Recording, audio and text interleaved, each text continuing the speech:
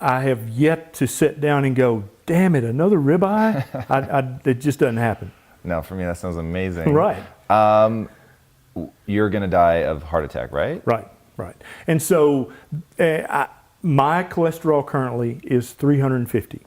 My LDL cholesterol is 250. And I'm not worried about those at all. If your LDL is 250, 300, that might be a BB gun, but even the research on levels that high is completely inconclusive. But still, when you look at the research in its totality, it's not a risk factor. It might be a BB gun. Bless his heart, y'all. He's got high cholesterol and he's not worried about it. As a proponent of different variations on low-carb, primal, ancestral diets, it's necessary for him to convince you that cholesterol, and specifically LDL bad cholesterol, are not risk factors for heart disease you should be concerned about. Watch this video and you're going to see exactly how LDL cholesterol relates to heart disease in otherwise healthy people with low cardiovascular disease risk factors. Hit that subscribe button for more exclusive insights and let's get right into it. Participants from the Progression of Early Subclinical Atherosclerosis study without conventional cardiovascular disease risk factors were evaluated. It's important for you to understand that these people were supposed to be healthy and not have heart disease. 95% of these people were at low risk for heart disease. They excluded people from the study who had known pre-existing cardiovascular disease. These were mostly people with what would be considered safe levels of cholesterol by the standards of Western medicine. The researchers evaluated whether or not these participants' arteries had atherosclerotic plaques and calcification using ultrasound and the coronary artery calcification scan. Nearly 50% of these people were discovered to have verifiable subclinical atherosclerosis, which is basically a fancy way of saying these people have vascular disease. They have set the stage for heart disease, and conventional diagnosis would not have caught it. Stay with me, because this is what you want to see.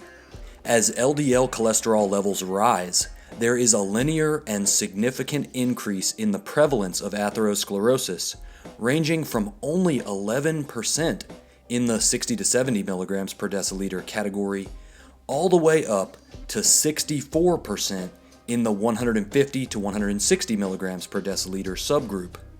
That's 64% prevalence of atherosclerosis in the subgroup with the highest LDL in this study, which is still nearly 100 points lower than Ken Berry's LDL cholesterol, which he's telling you not to be worried about. And the people with the lower LDL had not only significantly lower rate of atherosclerosis, we also see a similar pattern for the incidence of multiple vascular locations of the disease progression. As LDL rises, there is a significant increase in the prevalence of disease in each of the evaluated vascular territories, the carotid arteries, the aorta, and the iliofemoral, and also exhibiting calcification on the coronary artery calcium score.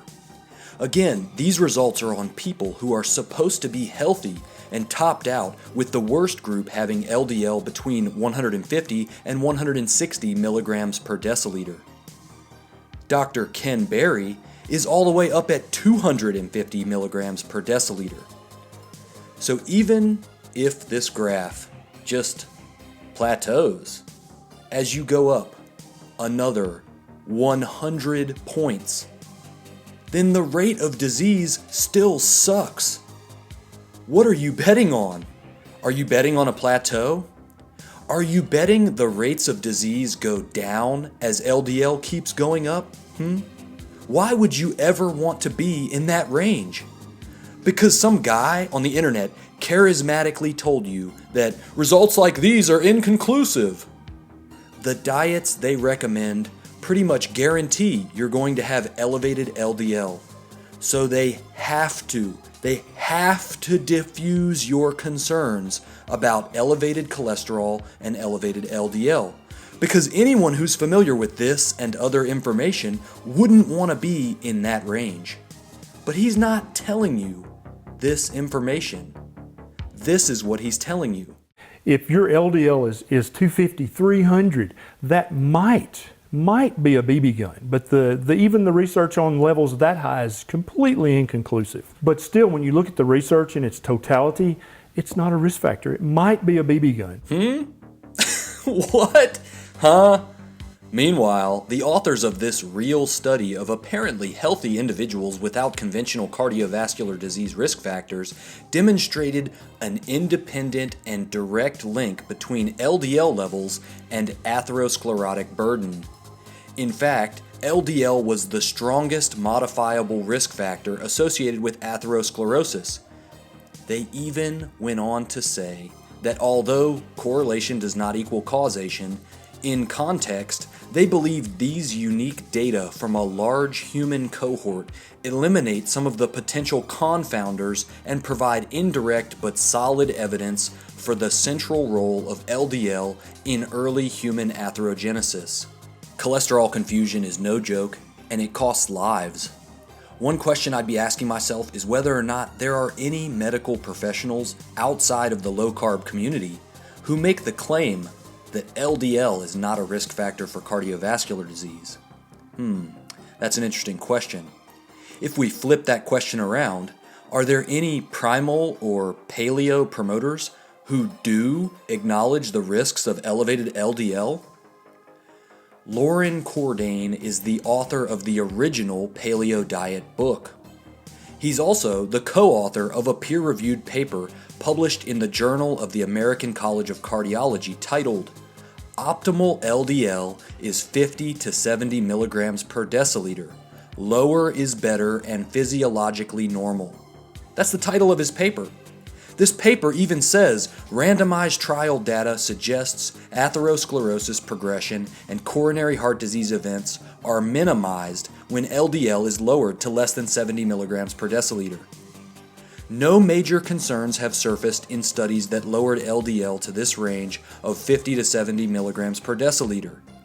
The current guidelines setting the target LDL at 100 to 115 milligrams per deciliter may lead to substantial undertreatment in high-risk individuals. Dr. Berry, you just discarding what the founder of your primal paleo movement had to say about LDL? Dr. Berry, next question. Has anyone ever reversed heart disease by reaching or maintaining sky-high LDL levels like your own?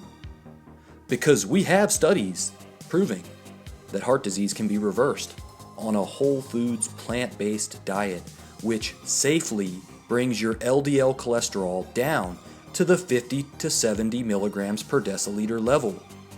And I'm wondering, why aren't you telling your YouTube audience and your patients about this? Don't worry, man. You know what? Don't worry. I've got plenty of energy to spread the truth. While you're going further down the rabbit hole of disordered eating and fasting 23 hours a day and then gorging on steak as if it were a healthy lifestyle. What'd you have for breakfast? Nothing. Nothing. Yeah. Good choice. Yeah, nothing. Do you have any lunch? No. Okay. I'm usually one meal a day. Yeah. Yeah. When do you plan on eating? It's usually somewhere between 5 and 7 p.m. typically. And then for the last 8 months, I've been almost exclusively carnivore. This guy's got a book out with the sensational title, Lies My Doctor Told Me. Now, honestly, y'all, I haven't had a chance to pick up a copy, so I was checking out the reviews. One person mentioned Dr. Berry doesn't include any citations, and it reads like a love letter to the paleo diet. Many people mentioned the grammatical and typographical errors, and one person went so far as to even call it conspiracy theory drivel. Probably the most insightful review was from a woman who recognized that she was in his target audience of people who become victims to the narrative of an appeal to skepticism towards authority combined with paleo diet mythology. But the best review of this book comes from Dr. Ken Berry himself. So obviously I don't know a damn thing about human nutrition. There you have it, folks. Do you think LDL bad cholesterol is a risk factor for heart disease? Or would you be comfortable eating an atherogenic diet that sends your LDL up to 250 milligrams per deciliter like Dr. Ken Berry? Let me know in the comments section. If you want to learn more about social media health influencers and the increasing role they play in determining your health outcomes in 2019, 2020, and beyond, make sure to hit that subscribe button and join the community here on this channel. Share this video and be a game changer in your own social circle. Y'all know what time it is. Red Pill Vegan. Next.